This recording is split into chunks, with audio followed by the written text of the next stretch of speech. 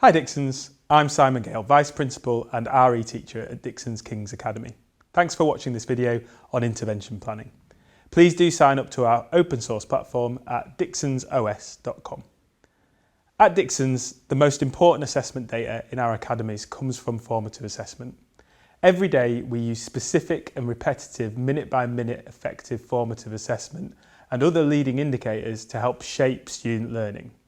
However, in addition to using formative assessment data, we also know that summative assessment data allows us a snapshot of where a student is when testing a sample of that domain.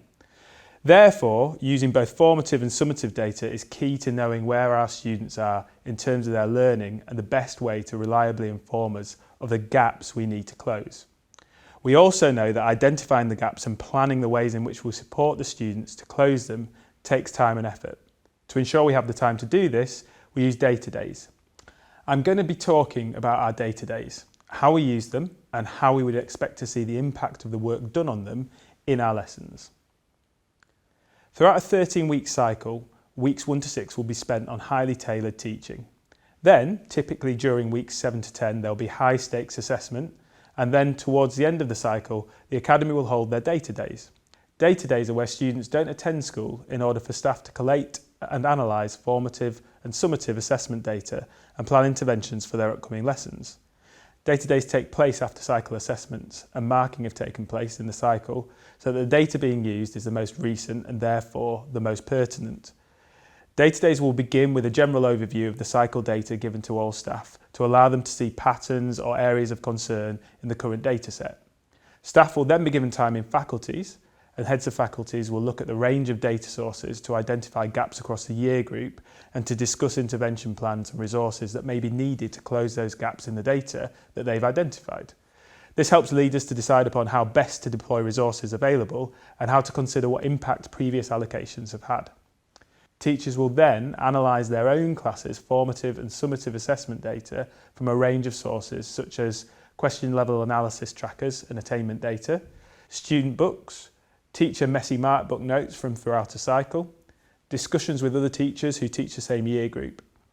This range of data helps to ensure that teachers are able to answer the following questions for the classes they teach. What are the learning gaps and misconceptions? How are they going to be addressed? When is this going to be addressed? And who is going to be targeted? During Data Day, teachers create an intervention plan for each of the classes they teach. This not only helps teachers to make a clear plan of how the intervention will take place with particular students across the next cycle, but it also allows them to hold themselves and the students to account for completing the intervention, as well as recording the impact that the intervention has had on the gaps that need to be closed. I'm going to focus on the intervention planning process which staff go through every cycle to ensure lessons are as highly tailored as possible for the students in front of them. The first step a teacher will take on Data Day is to check the class question level analysis document and see whether there are any common misconceptions or errors that need to be addressed either as a whole class group or a group of students within the class. The question level analysis document captures how well students have performed on different questions within their last assessment. This helps the teacher to identify the what is the gap in the learning. The teacher will then plan the how are they going to address the gaps. The teacher will plan different interventions such as reteaching opportunities into their lessons over the next few weeks in order to address those gaps as a class or with a particular group of students within the class. These will be recorded on the intervention plan with details of the lesson that the intervention will take place in, the resources that will be used and the impact of the intervention and how it will be measured. There are different types of interventions that a teacher can plan. For example, targeted questioning of particular students to check understanding within a lesson, or providing further scaffolding for a piece of extended writing. The teacher will then look at the overall data for their class and identify the students in need of intervention. At Dixons, we use a percentile ranking system for all our year groups except Year 11 to decide this. Students in the bottom 25% of the class, according to their percentile rank, are those that the teachers will choose for intervention. In Year 11, all students below a grade 5 or those making negative progress will be the ones chosen. You can see more about our assessment and data principles in the assessment and data specialism on our open source platform. Next, teachers will look at the students identified and identify the areas needed for improvement using a range of assessment sources such as the class QLA, student books and the teacher Messy Mark book, for example. The gaps that are identified from these sources are things that the teacher will address specifically with those students in lessons over the coming weeks. So the teacher would note where the gaps would be addressed. On the intervention plan, opportunities to take those students to one side and complete the intervention are identified. The resources that will be used and the way the impact will be measured are recorded. In the example on the screen, you can see that in week 10, the teacher is going to work with 3 students on their learning gap by completing this intervention.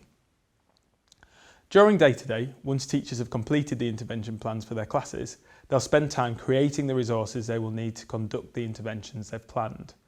These may be additional slides to insert in their planned lessons, additional homework, differentiated do now activities, or online tasks, to name a few. Finally, the teacher will deliver the intervention plan at the times planned over the coming weeks in lessons.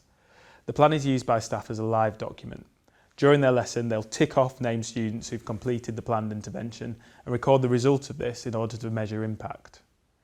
Using the intervention plan in this way is a useful reminder for staff of the plans that they've put in place and helps to ensure any absent students don't miss out on that planned intervention. When data is used in this way, it can have a powerful effect on the progress and learning of students, working on the specific things that they need help with rather than giving a general fix-all for a problem that only a few have faced.